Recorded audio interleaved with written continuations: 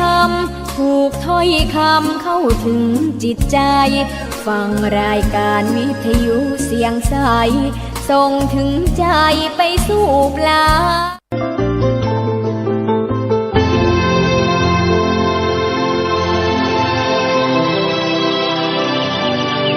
วันนี้เป็นวันพระขอเรียนเชิญพุทธศาสนิกชนทุกท่านมากลั่นจิตให้ใสกลั่นใจให้เป็นบุญด้วยการให้ทานรักษาศีลและเจริญจิตภาวนาน้อมจิตให้เข้าถึงพระรัตนตรัย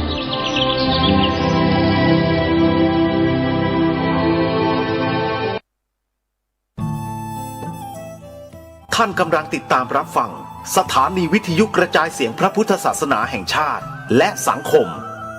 คลื่นเพื่อการศึกษาพระพุทธศาสนาและวัฒนธรรมระบบ FM 104.5 เมกะเฮิรตซ์รายการต่อไปเป็นรายการคดีโลกคดีธรรมศาสนาสำหรับชาติเราศาสนาในสมัยนี้เป็นของที่แยกจากชาติไม่ได้เป็นความจำเป็นที่เราทั้งหลายผู้เป็นไทยจะต้องมั่นคงอยู่ในศาสนาพระพุทธซึ่งเป็นศาสนาสำหรับชาติเราพระพุทธศาสนาก็ดีหรือศาสนาใดก็ดีที่ตั้งมั่นอยู่ได้ก็ด้วยความมั่นคงของผู้เลื่อมใสตั้งใจที่จะรักษาและข้าพเจ้าพูดทั้งนี้ก็เพื่อชักชวนท่านทั้งหลายอย่างเป็นเพื่อนไทยและเพื่อนพุทธศาสนิกชนด้วยกันทั้งนั้นเพื่อความมั่นคงแห่งพระพุทธศาสนาข้าพเจ้ารู้สึกว่าได้ทำหน้าที่สมควรแก่อุปถัมภ์พระพุทธศาสนาเราจะตั้งใจรักษาศาสนาของเราด้วยชีวิตและถ้าท่านตั้งใจจะช่วยข้าพเจ้าในกิจอันใหญ่นี้แล้วก็จะเป็นที่พอใจข้าพเจ้าเป็นอันมากเพราะฉะนั้นเป็นหน้าที่ของเราทั้งหลายที่จะช่วยกันบำรุงรักษาพระพุทธศาสนาอย่าให้เสื่อมสูญไปการที่จะบำรุงพระพุทธศาสนาเราต้องรู้สึกก่อนว่าหลักของพระพุทธศาสนาคืออะไรเราจะถือว่าเราเป็นไทยด้วยกันหมดเราจะต้องรักษาความเป็นไทยของเราให้ยั่งยืนเราจะต้องรักษาพระพุทธศาสนาให้ถาวรวัฒนาการอย่างที่เป็นมาแล้วหลายชั่วโคตรของเราทั้งหลายพระบรมราโชวาทของพระบาทสมเด็จพระมงกุฎเกล้าเจ้าอยู่หัวรัชกาลที่ 6พระบรมราโชวาทก็ดีพระราชนิพนธ์ก็ดีหรือพระบรมราชโองการของพระมหากษัตริย์ถือเป็นบทบัญญัติแห่งกฎหมายทั้งหมดทั้งสิ้นการบัญญัติให้พระพุทธศาสนาเป็นศาสนาประจำชาติไทยไว้ในรัฐธรรมนูญจึงเป็นสิ่งที่ถูกต้องทั้งกฎหมายและทางโบราณราชประเพณี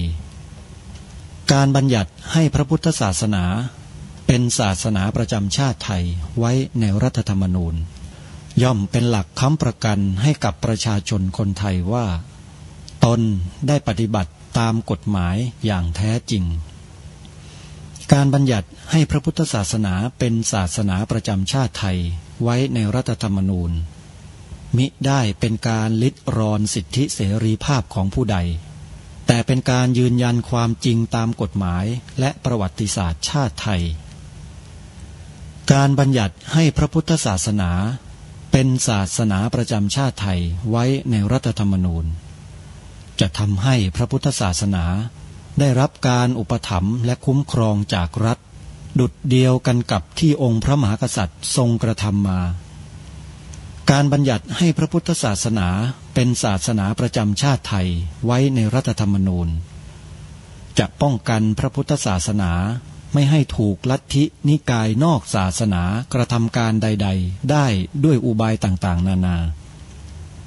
การบัญญัติให้พระพุทธศาสนาเป็นศาสนาประจำชาติไทยไว้ในรัฐธรรมนูญจะทำให้สังคมไทยมีแต่ความสุขร่มเย็นเป็นธรรมทั้งต่อคนศาสนาอื่นและคนสัญชาติอื่นได้อย่างแท้จริงแต่ถ้าไม่บัญญัติให้พระพุทธศาสนาเป็นศาสนาประจำชาติไทยไว้ในรัฐธรรมนูญ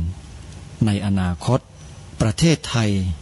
จะต้องตกอยู่ในสถานะเดียวกันกับพื้นที่3 จังหวัดชายแดนภาคใต้อย่างแน่นอนพระบรมราโชวาทพระบาทสมเด็จพระเจ้าอยู่หัวในมหาสมาคมณพระที่นั่งอมรินทร์วินิจฉัยในพระบรมมหาราชวังโดยที่พระพุทธศาสนาเป็นศาสนาประจำชาติของเราทั้งตามความศรัทธาเชื่อมั่นของข้าพเจ้าเองก็เห็นเป็นศาสนาที่ดีศาสนาหนึ่งเนื่องในบรรดาสัจธรรมคำสั่งสอนอันชอบด้วยเหตุผลจึงเคยคิดอยู่ว่าถ้าโอกาสอำนวยข้าพเจ้าควรจะได้บวชสักเวลาหนึ่งตามราชประเพณีซึ่งจะเป็นทางสนองพระเดชพระคุณพระราชบูรพการีตามคตินิยมด้วยและนับตั้งแต่ข้าพเจ้าได้ครองราชย์สืบสันตติวงศ์ต่อจากสมเด็จพระเชษฐาธิราช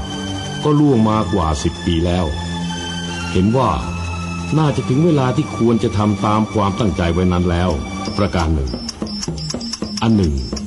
การที่องค์สมเด็จพระสังฆราชหายประชวรมาได้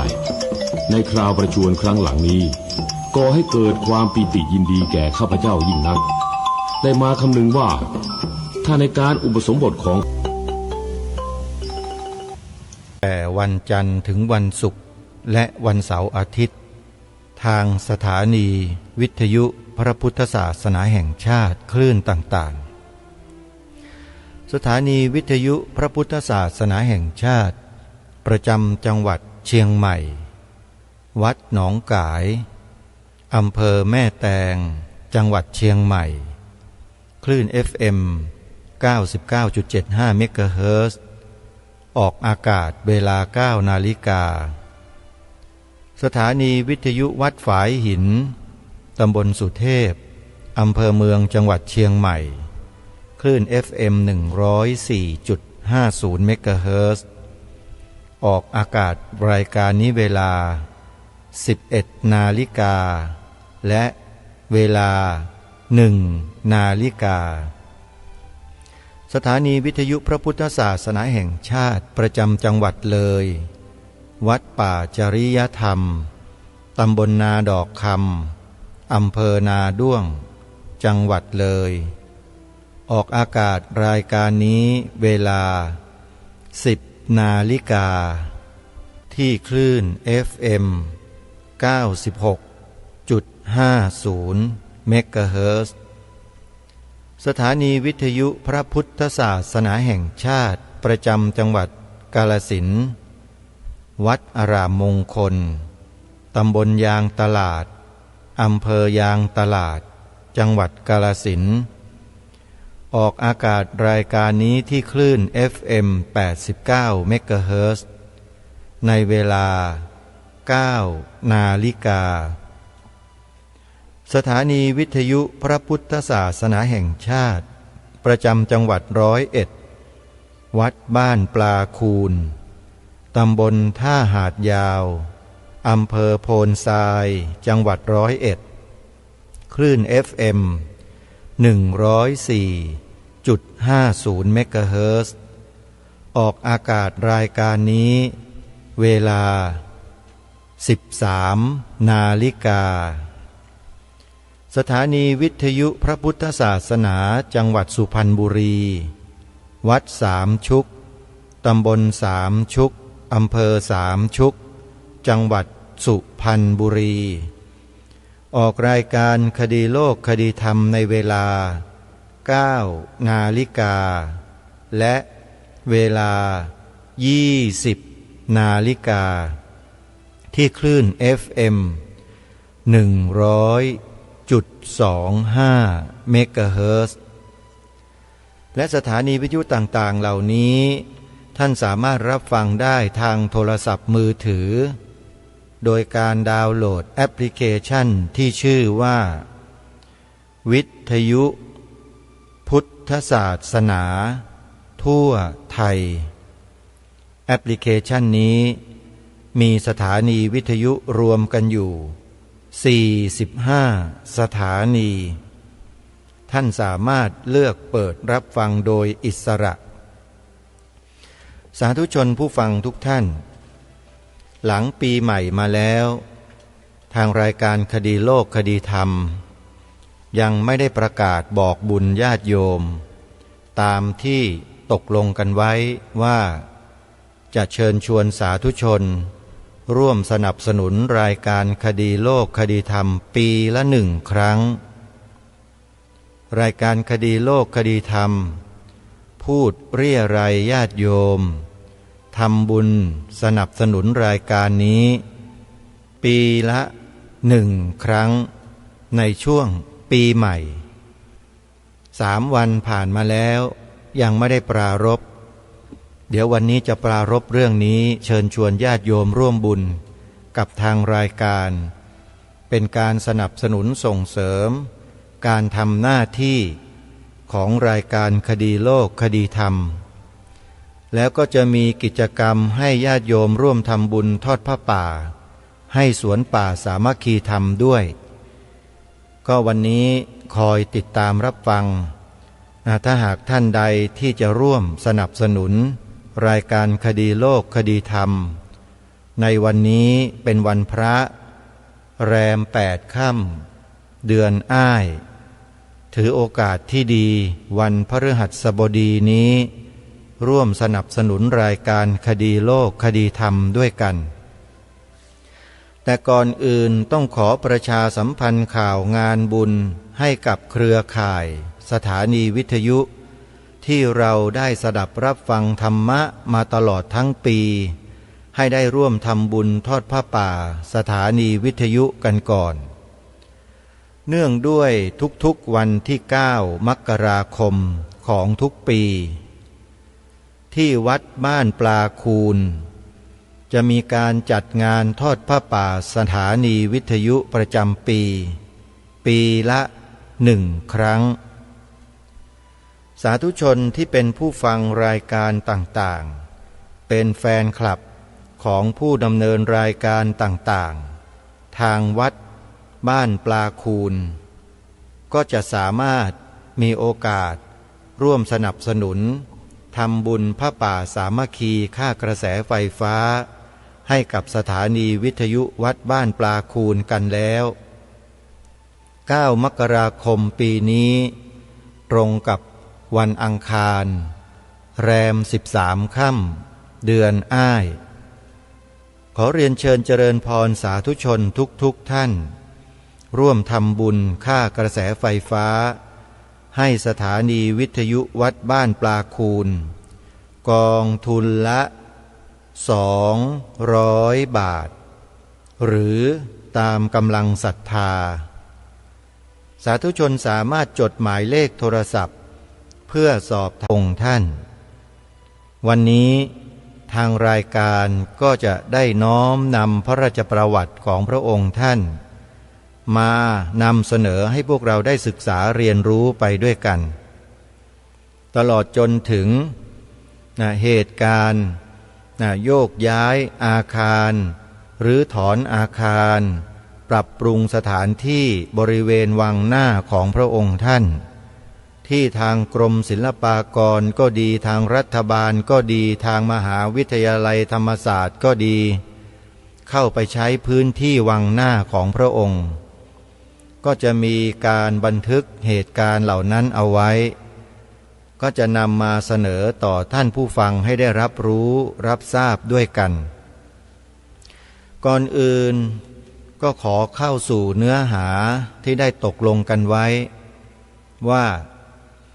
รายการคดีโลกคดีธรรมนั้นตลอดทั้งปีเนี่ยจะไม่พูดบอกบุญให้สนับสนุนรายการแต่จะบอกแค่ปีละครั้งเดียวคือในช่วงปีใหม่ได้ไม่ได้อาตมาภาพไม่ค่อยให้ความสำคัญแต่ให้ความสำคัญตรงที่ว่ามีสัจจะวาจาพูดคำไหนคำนั้นแล้ววันนี้แหละเป็นวันที่อาตมาภาพจะต้องใช้วาจาที่ได้ตกลงกับญาติโยมเอาไว้ว่ารายการคดีโลกคดีธรรมจะขอบอกบุญญาติโยมปีละ1 ครั้ง เนื่องด้วยรายการคดีโลกคดีธรรมที่อาตมาภาพเป็นผู้ดำเนินรายการเป็นเจ้าของรายการมาตลอด15 ปีกว่า15 ปีมาแล้วไม่เคยมีผู้สนับสนุนอย่างเป็นทางการมาโดยตลอดมีแต่ใช้ทุนทรัพย์ส่วนตัวที่ได้มาด้วยการเดินทางไปต่างจังหวัดบ้างไปถ่ายทอดสดกิจกรรมต่างๆปีหนึ่งก็ไปไม่ถึง3 ครั้งได้ปัจจัยมาก็แค่2-3 ครั้ง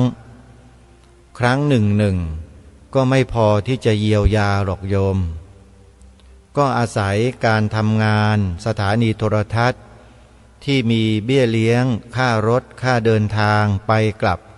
ระหว่างสถานีกับทางวัดกับสถานีไม่กี่สตังค์ที่พอจะถูไถพอไปกันได้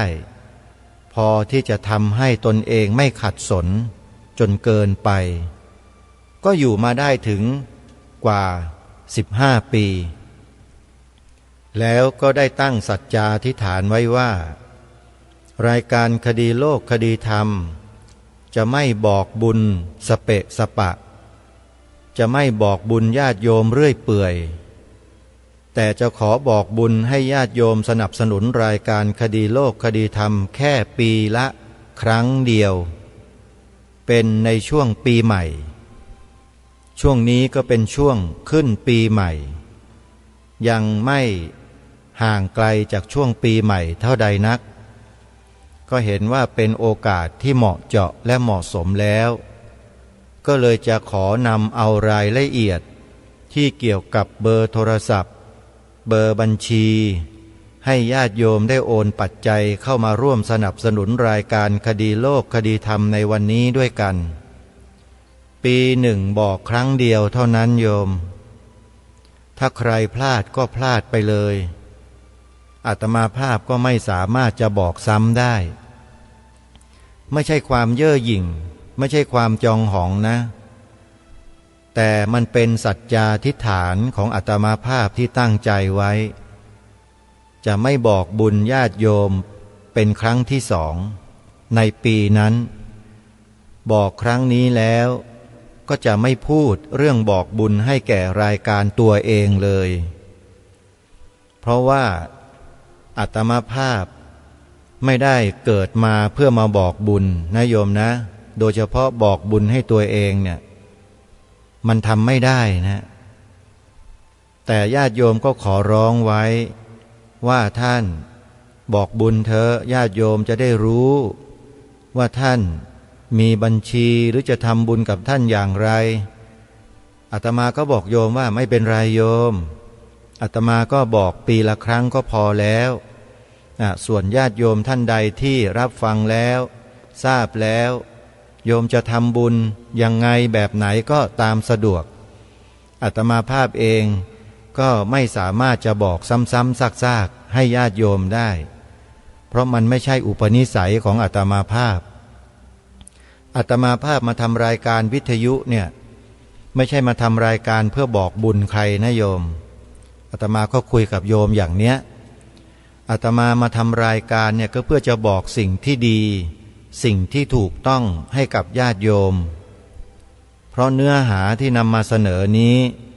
เป็นเนื้อหาที่ได้ทำการคัดกรองมาแล้วทำการศึกษาทำการค้นคว้าในเชิงประจักษ์มาแล้วเกิดเหตุการณ์ต่างๆขึ้นก็นำมาประมวลสรุปแล้วก็หาวิธีแก้ปัญหาเหล่านั้นแล้วเชิญชวนพวกเราซึ่งเป็นคนไทยด้วยกันเนี่ยให้ได้ร่วมด้วยช่วยกันแก้ปัญหาเหล่านั้นแล้ววิธีการแก้ปัญหาเหล่านั้นก็ไม่ได้ยากเย็นอะไรเลยใครก็ทำได้ไม่ว่าจะอยู่ในฐานะใดตำแหน่งใดอายุเท่าไหร่อยู่จังหวัดไหนเป็นผู้หญิงผู้ชายเป็นพระเป็นเณรเถรชีก็สามารถทำหน้าที่นี้ได้ทั้งหมดรายการนี้กว่าจะคัดกรองออกมาเป็นรูปธรรมให้กับทุกท่านได้ทำได้เนี่ย ใช้เวลามาตั้ง10 กว่าปีนะโยมนี่คือสิ่งที่ทางรายการหวังเป็นอย่างยิ่งว่าสิ่งที่อาตมาภาพลงทุนลงแรงตัวเองสติปัญญาความสามารถเฝ้าติดตามสถานการณ์มาตลอด10 ปีหรือ10 กว่าปีมาเนี่ยจะไม่สูญเปล่าจะมีพี่น้องคนไทยเราเนี่ยรับไปดำเนินการแล้วก็ช่วยกันถ่ายทอดให้กับลูกหลานเยาวชนคนไทยของเรา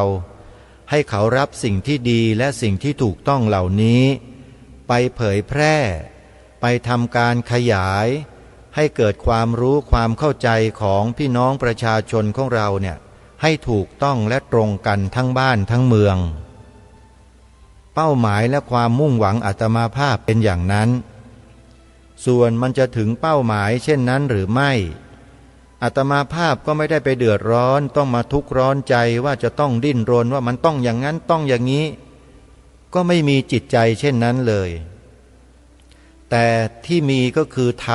ำแล้วก็ทำพูดแล้วก็ต้องทำกล้าคิดก็ต้องกล้าทำอย่ากลัวถ้าทำความดีเร่งศึกษาปัญหาให้ทันท่วงทีเมืองไทยจะพัฒนากว่านี้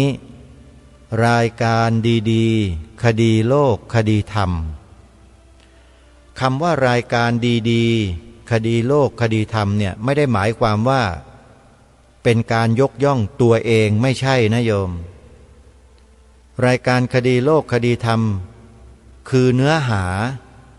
ที่ถูกส่งออกไปสู่สาธารณะไม่มีคำว่าตัวตนผู้ดำเนินรายการนั้นไม่ได้คิดว่าตัวเองจะได้อะไรจากการนำเสนอเนื้อหาเหล่านี้ได้ดิบได้ดีมียศตำแหน่งเพิ่มพูนไม่มีเลยโยมหรือจะร่ำรวยเพราะการบอกบุญโยมว่าอาตมาภาพมีคำพูดคำจาไหนที่เรียบเคียงแล้วจะบอกบุญให้ญาติโยมบริจาคให้อาตมาหรือไปเอายศเอาตำแหน่งมาให้มีไหมโยมมีคำพูดไหนที่มันเรียบเคียงไปในทางนั้นไหมไม่มีเพราะฉะนั้นตัดปัญหาไปได้ว่าไอ้ที่บทเพลงที่เขียนว่ารายการดีๆคดีโลกคดีธรรมเนี่ยไม่ได้ยกตัวเองเลยฮะแต่ยกย่องบรรพชนเพราะบรรพชนท่านได้สืบสารรักษาต่อยอดสิ่งที่ถูกต้องดีงามมาไว้ให้แก่พวกเราก็คืออาตมาภาพเป็นต้นเนี่ยก็ทำการสืบสารรักษาต่อยอดกันต่อเพราะฉะนั้นเนื้อหาของรายการที่อัญเชิญมาก็ดีหยิบยกมาก็ดีที่นำมากล่าวมาแสดงต่อท่านผู้ฟังทั้งหลายทั้งปวงนี้แหละคือสิ่งที่ดีสิ่งที่ดีที่มีอยู่ในรายการนี้ไม่ใช่รายการนี้ดีโยมอย่าเข้าใจผิดรายการนี้ก็ไม่ใช่ดีเลิศประเสริฐศรีอะไรหรอกเพราะว่าถ้าดีเลิศประเสริฐศรีก็คงจะไม่มีใครมาด่ามาว่ามานินทาอยู่ทุกวันนี้หรอกใช่ไหมเพราะฉะนั้นมัน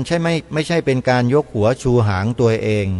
แต่เป็นการยกย่องบรรพชนตัวเองอันนี้ขอให้เข้าใจร่วมกันด้วยนะฮะว่าบทเพลงนี้ไม่ใช่บทเพลงยกตัวเองหลายคนฟังแล้วก็ไปตีความเช่นนั้นก็ขอให้ตีความให้ถูกต้องนะยกย่องบรรพชนรายการดีๆคดีโลกคดีธรรมแล้วจากนั้นก็อัญเชิญบทพระราชนิพนธ์ความหมายธงไตรรงค์มาใส่เป็นเนื้อร้องทำนองเพื่อให้ลูกหลานคนไทยเราเนี่ยได้จดจำง่ายๆขอรำพันบรรยายความคิดเครื่องหมายแห่งสีทั้งสามงามถนัดเป็นความหมายพระราชทานความหมายอะไรความหมายธงไตรรงค์ไตรรงค์แปลว่าสามสีความหมายของธงสามสีที่พระองค์ได้พระราชทานไว้ให้ธงสามสีอะไรไม่เคยได้ยินธงสามสีก็คือสีแดงขาวน้ำเงินไง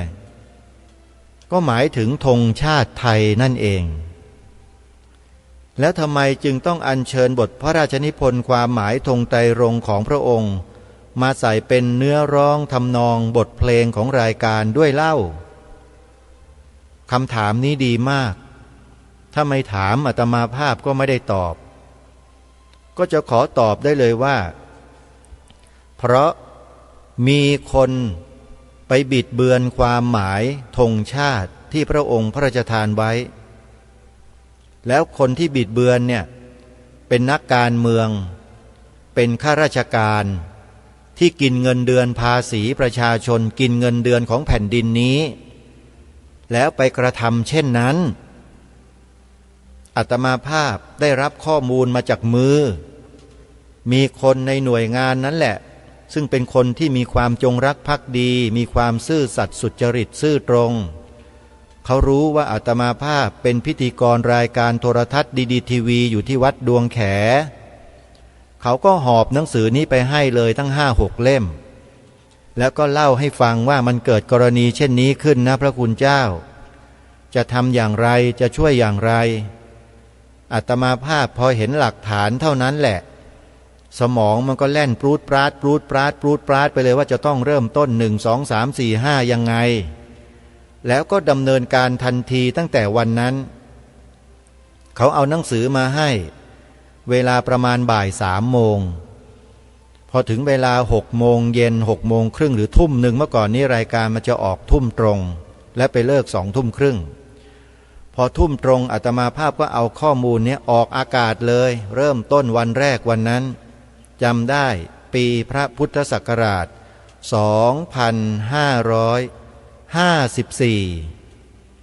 กี่ปีมาแล้วญาติโยม12 ปี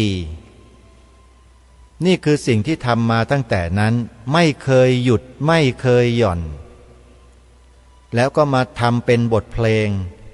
ให้เขาใส่เนื้อร้องทำนองดนตรีเข้ามาเป็นบทเพลงคดีโลกคดีธรรมเดี๋ยวตอนจบรายการญาติโยมก็ต้องช่วยกันร้องให้ได้ญาติโยมชาววัดบ้านปลาคูนตำบลท่าหาดยาวอำเภอโพนทรายจังหวัด101เขาร้องกันได้ทั้งหมู่บ้านร้องได้ทั้งหมู่บ้านนะญาติโยมชาววัดบ้านปลาคูนอย่าให้อายเขานะเดี๋ยวถ้าเกิดมีคนเข้าไปทดสอบเดินไปเจอถามว่าคุณคนที่ไหนเนี่ยวัดบ้านปลาคูนเอาไหนร้องเพลงคดีโลกคดีธรรมซิไหนว่าบอกร้องได้ทั้งบ้านทั้งหมู่บ้านน่ะโยมอาตมาประกาศแล้วนะว่าหมู่บ้านท่าหาดยาวเนี่ยร้องเพลงคดีโลกคดีธรรมกันได้ทั้งหมู่บ้านนะเนี่ยท่านพระครูสมุนิติศาสตร์ยานิสโรผู้อำนวยการสถานีวิทยุบ้านปลาคูนต้องทำงานหนักหน่อยแล้วนะครับเนี่ยเดี๋ยววันที่9 มกราคมวันทอดผ้าป่าสามัคคีของวัดบ้านปลาคูนเนี่ยนะถ้าญาติโยมท่านใดไปงานนี้นะ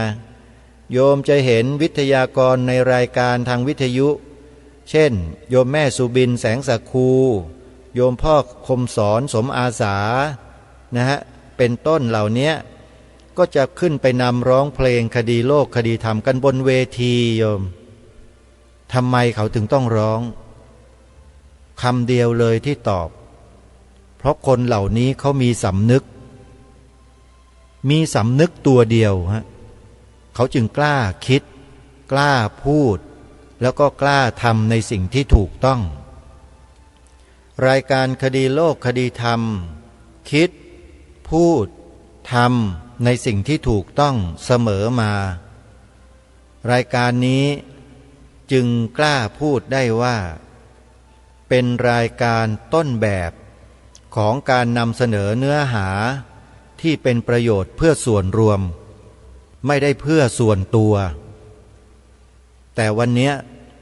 ที่กล่าวไปตอนต้นรายการอาตมาภาพจะพูดเรื่องประโยชน์ส่วนตัวแค่วันเดียวปีหนึ่งพูดแค่วันเดียวคือวันนี้โยมณป่านนี้ก็ยังไม่ได้พูดเวลาก็ใกล้จะหมดเช่นนั้นก็ขอพูดเลยก็แล้วกันญาติโยมในทุกๆปีในช่วงปีใหม่วันใดวันหนึ่งอาตมาภาพจะบอกบุญญาติโยมให้สนับสนุนรายการคดีโลกคดีธรรมครั้งเดียวต่อปีและวันนี้เป็นวันที่อาตมาภาพตั้งใจจะบอกกับญาติโยมว่า อาตมาภาพจำเป็นที่จะต้องใช้จ่ายเพื่อการดำรงอยู่ของตนเองในการทำหน้าที่มีค่าน้ำค่าไฟค่าอาหารค่าดูแลมารดาแล้วก็ช่วยเหลือญาติพี่น้องที่เดือดร้อนให้เขาอยู่ได้โดยไม่เดือดร้อนอะไรเพราะภาวะเศรษฐกิจซึ่งหลายๆครั้งอาตมาภาพก็ต้องดิ้นรนหยิบยืมบ้างอะไรบ้างมันก็ต้องจำเป็นก็ต้องทำแต่ก็จะทำให้น้อยที่สุดแต่เมื่อมีโอกาสที่จะนำกลับคืนก็ต้องกลับคืนให้หมดในเร็ววันที่สุดเพราะฉะนั้นชีวิตอาตมาภาพก็ไม่แตกต่างจากเจ้าอาวาสครูบาอาจารย์เจ้าสำนักที่อยู่ตามสาขาต่างๆทั่วประเทศทุกท่านทุกองค์ทุกรูปทุกวัดวาอารามสำนักสงฆ์เนี่ยก็ต้องมีหนี้มีสินกับเจ้าของร้านค้าอะไรต่างๆที่ตนเองจะต้องไปหยิบยืมหรือว่าไปเชื่อเข้ามาแล้วก็ต้องมาทำอย่างอาตมาภาพก็มีสวนป่าสามัคคีธรรมสร้างมาปีนี้เป็นปีที่5แล้วโยมยังไม่มีศาลายังไม่มีห้องน้ำสาธารณะให้ญาติโยมได้ใช้เลยปีนี้ก็จะบอกบุญญาติโยมให้ช่วยกันเป็นเจ้าภาพสร้างห้องน้ำเพื่อจะได้ใช้ประโยชน์เมื่อคราวที่ญาติโยมมีโอกาสไปเยือนสวนป่าสามัคคีธรรมกันสักครั้งก็จะได้รับความสะดวกยิ่งขึ้นไม่ได้สร้างไว้ให้ตัวเองหรอกโยมสร้างไว้ให้ญาติโยมนั่นแหละนะใครมีกำลังความสามารถที่ช่วยกันได้เราก็ทำบุญกันทำไม่กี่ห้องนะโยมนะเผื่อไว้ประมาณสัก10 ห้อง12 ห้องญาติโยมไปกันเป็นร้อยๆก็จะได้ใช้สะดวกนะแต่ถ้าได้มากกว่านั้นก็เป็นประโยชน์ให้แก่ญาติโยมเองห้องหนึ่งก็ตกประมาณ 20,000 บาทต่อห้องอันนี้บอกบุญกันไว้เลยของสวนป่าสามัคคีธรรมนะใครจะร่วมทำบุญทอดผ้าป่าสร้างห้องน้ำอาตมาภาพก็ยินดีนะโยมห้องหนึ่งตกราคา 20,000 บาท12 ห้องก็ 220,000 บาท40,000 บาทขออภัย240,000 บาทก็ใช้งบประมาณเท่านี้ใครจะร่วมทำบุญก็เตรียมจดรายละเอียดเบอร์บัญชีปากกากระดาษต่างๆเตรียมไว้นะส่วนรายการคดีโลกคดีธรรมนั้นวันนี้ขอโอกาสบอกบุญญาติโยมใครที่จะสนับสนุนรายการนะจะเป็นรายเดือนได้ก็จะเป็นประโยชน์ก็ดีเหมือนกันก็มีคุณโยมที่จังหวัดเชียงใหม่3 ท่านเมื่อปีที่แล้วบอกบุญในช่วงปีใหม่นี่แหละปวารณาทำบุญทุกเดือนเดือนละ300มีอยู่3 ท่านนะโยมที่ปวารณาไว้อาตมาภาพเองก็ไม่ทราบว่าอีก2 ท่านนั้นท่านจะได้ร่วมทำบุญอย่างต่อเนื่องมาหรือไม่เพราะว่าคุณโยมไม่ได้โทรศัพท์แจ้งอาตมาเลยตั้งแต่ปวารณาไว้อาตมาก็ไม่ทราบว่าโยมจะได้ทำบุญมาต่อเนื่องหรือไม่ถ้าหากว่าทำบุญมามีเจตนาแล้วอาตมาก็ขออนุโมทนาบุญกับโยมทุกๆครั้งที่โยมทำบุญเข้ามานะสำหรับญาติโยมที่จะร่วมบุญอาตมาภาพไม่ได้กำหนดว่ากองบุญละเท่าไหร่นะโยมมีศรัทธามีกำลังเท่าไหร่โยมก็โอนปัจจัยเข้ามาทำบุญได้โดยเฉพาะทำบุญเป็นรายเดือนโยมก็ทำเป็นเดือนเลยนะพอถึง1 เดือนก็โอนเข้ามา10 บาท20 บาทก็แล้วแต่รายการคดีโลกคดีธรรมนั้นให้อยู่ได้ให้มีกำลังในการทำงานก็ขอปวารณารับศรัทธาของญาติโยมที่มีต่อรายการคดีโลกคดีธรรมให้โยมโอนปัจจัยเข้ามาในบัญชีของอาตมาภาพได้เลยที่บัญชีธนาคารไทยพาณิชย์ธนาคารไทยพาณิชย์สาขาบางลำพูสาขาบางลำพูเลขบัญชี114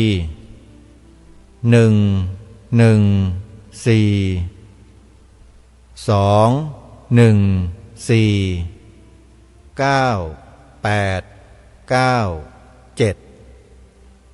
ีกครั้งนะ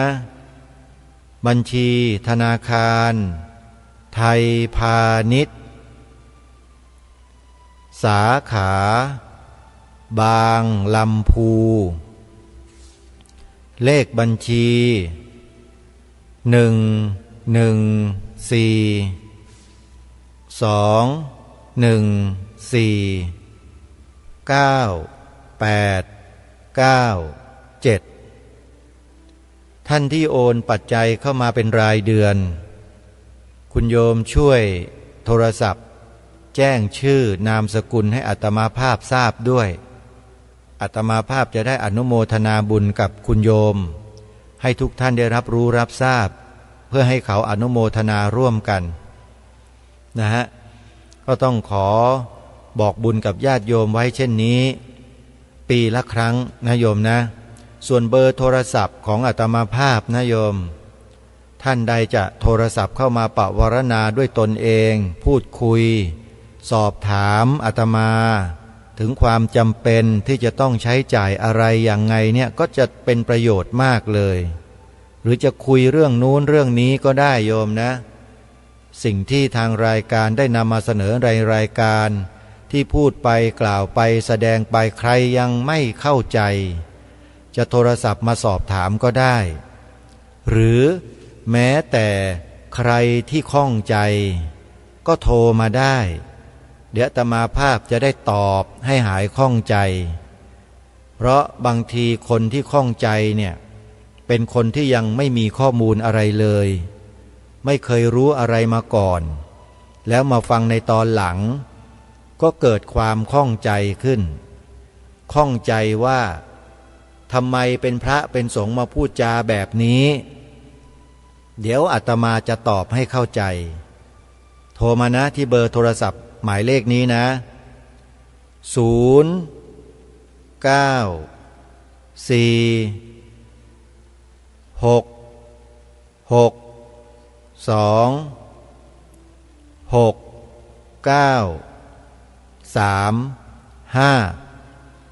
นับดูสิครบ10ตัวไหม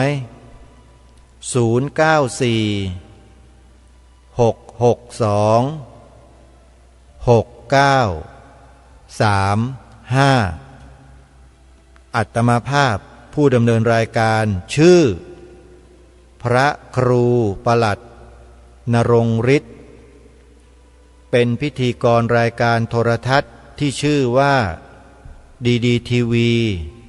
รายการตระเวนคนตระเวนธรรมทางช่องดีทีวีออกอากาศสดทุกวันจันทร์ถึงพฤหัสเวลา 18:30 นาทีถึง 20 นาฬิกาใครอยากเห็นหน้าอาตมาไปดูดีทีวีได้นะโยมนะมีทั้งหน้าทั้งเสียงให้โยมได้เห็นกันไม่เคยปกปิดไม่เคยซ่อนเร้นตัวเองเปิดเผยมาตลอดไม่เคยหลบซ่อนไม่เคยเป็นอีแอบเพราะไม่ชอบนะคนที่ชอบเป็นอีแอบเนี่ยเป็นคนที่ไม่บริสุทธิ์นะกลัวเพราะฉะนั้นอาตมาไม่เคยกลัวออกหน้าตลอดนะฮะลูกของสมเด็จพระบวรราชเจ้ามหาสุรสิงหนาถบุญมาไม่เคยกลัวอยู่แล้วโยมทำสิ่งที่ดีทำสิ่งที่ถูกต้องแล้วไม่เคยกลัวสิ่งที่ไม่ถูกต้องฟังให้ดีนะทำสิ่งที่ดีสิ่งที่ถูกต้องแล้วไม่เคยกลัวสิ่งที่ไม่ถูกต้องโยมจับประเด็นนี้ไปคิดให้ดีอาตมาภาพไม่ได้อวดเก่งแต่อวดความจริงนะสิ่งที่เป็นความจริงนั้นความปลอมมันจะกลัวโยมคนที่หลบซ่อนเป็นอีแอบเนี่ยมันจะขี้กลัวจะตายไปคนพวกนี้ทำไมจะไม่รู้เล่าแม่ผ่านอะไรมาตั้งมากมายไม่รู้จักคนพวกนี้ก็เกินไปแล้วนะรายการนี้จึงยังคงทำหน้าที่เพื่อส่วนรวมต่อไปถึงแม้ว่าจะไม่ได้ลงแรงลงเงินทรัพย์สิน แต่ใช้สติปัญญาความสามารถและข้อมูลที่ได้ทำการศึกษาค้นคว้าสืบค้นมาเนี่ยมากล่าวเป็นวาจาเป็นวจีถ้อยให้พวกเราได้รับทราบได้สดับเป็นประโยชน์ต่อความรู้ความเข้าใจของเราเหมือนกับบทเพลงประจำรายการคดีโลกคดีธรรมที่ขึ้นตอนต้นว่ากล้าคิดก็ต้องกล้าท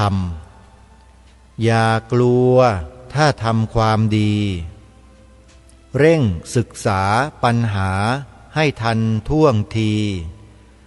เมืองไทยจะพัฒนากว่านี้รายการดีๆคดีโลกคดีธรรมแล้วก็บทเพลงซึ่งเป็นเนื้อหาของบทพระราชนิพนธ์ความหมายธงไตรรงค์ขอร่ำรำพันบรรยายความคิดเครื่องหมายแห่งสีทั้งสามงามถนัดขาวคือบริสุทธิ์สีสวัสดิ์หมายพระไตรรัตน์และธรรมะคุ้มจิตไทยแดงคือโลหิตเราไซร้ซึ่งยอมสละได้เพื่อรักษาชาติศาสนาน้ำเงินคือสีโสภาอันจอมประชาทะโปรดเป็นของส่วนองค์จัดริ้วเข้าเป็นไตรรงค์จึงเป็นสีธงที่รักแห่งเราชาวไทยทหารอวตารนำไปยงยุทธวิชัยวิชิตก็ชูเกียรติสยามเพราะฉะนั้นใครก็ตามที่เป็นอนุชนรุ่นหลังนับตั้งแต่สมเด็จพระบวรราชเจ้ามหาสุรสิงหนาถมาเนี่ยจะมากระทำการอะไรสิ่งใดที่มันผิดแผกแตกต่างไปจากโบราณราชประเพณีจากวัฒนธรรมประเพณีที่ดีงามของชาติของแผ่นดินแล้วเนี่ยให้ท่านสำนึกในข้อนี้ให้ดีนะมันจะเป็นการทำลายตัวท่านเองและประเทศชาติบ้านเมืองของตัวท่านเองไม่มีใครมาทำลายหรอกมีแต่พวกเรากันเองนี่แหละทำลายกันเองสิ่งที่ทางรายการนำมาเสนอเนี่ยเป็นจารีตประเพณีเป็นวัฒนธรรมประเพณีของบ้านเมืองที่องค์บูรพมหากษัตริย์ท่านได้ทรงกำหนดไว้ตั้งไว้ดีแล้วใครมาเปลี่ยนแปลงของท่านจะให้พูดว่าเป็นคนกตัญญูได้ไหมเล่าตรงนี้ไปพูดกันเองไปคิดกันเองแล้วก็ช่วยกันก็ขอฝากไว้ในรายการนะโยมนะวันนี้บอกบุญสั้นๆสนับสนุนรายการคดีโลกคดีธรรมปีละ1 ครั้งอาตมาภาพก็จะคอยเฝ้าญาติโยมว่าจะมีสักกี่คนที่จะปรารณาสนับสนุนรายการคดีโลกคดีธรรมก็ขอบอกเบอร์โทรศัพท์แล้วก็เบอร์บัญชีอีกครั้งหนึ่งเป็นการปิดรายการนะโยมนะท่านใดที่จะโอนปัจจัยเข้ามาสนับสนุนรายการนี้ท่านสามารถโอนเข้ามาได้ที่บัญชีธนาคารไทยพาณิชย์ธนาคารไทยพาณิชย์หมายเลขบัญชี114-214-9897ชื่อบัญชีพระปลัดนรงค์ฤทธิ์อันนี้เป็นชื่อบัญชีญาติโยมโทรศัพท์เข้ามาแจ้งอาตมาภาพสักหน่อยก็จะเป็นประโยชน์หมายเลขโทรศัพท์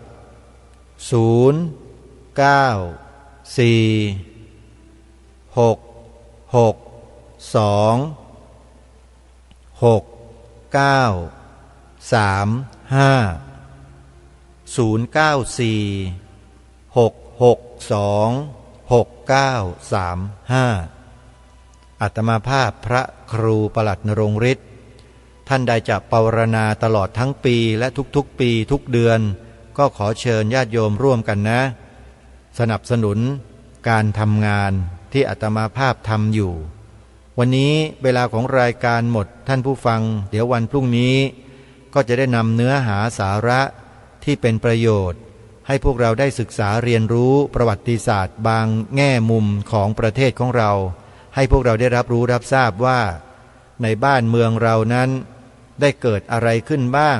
เปลี่ยนแปลงอะไรยังไงบ้างโดยเฉพาะความเกี่ยวพันกับวัดมหาธาตุยุวราชรังสฤษฎ์เดี๋ยววันต่อไปเรามาติดตามรับฟังกันวันนี้เวลาของรายการหมดท่านผู้ฟังไว้พบกับรายการได้ใหม่ในวันพรุ่งนี้ขอความสุขความสวัสดีในธรรม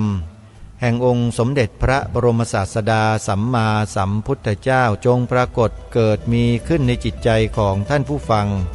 ทุกท่านทุกคนเทินขอเจริญพร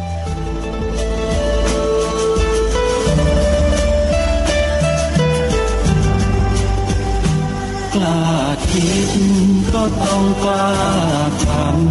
ำอย่ากลัวถ้าทำความดีเป็นศึกษาปัญหาให้ทันท่วงทีเมืองไทยจะพัฒนากว่านี้รายการดีคดีโลกคดีธรรมขอรำพันบรรยายความคิดเครื่องหมายแห่งสีทั้งสามงามถนัดขาวคือบริสุทธิ์สีสวัสดิ์หมายพระไตรรัตน์และธรรมะคุ้มจิตไทยแดงคือโลหิตเราใสซึ่งยอมสละได้เพื่อรักษาชาติศาสนาน้ำเงินคือสีโสภาอันจอ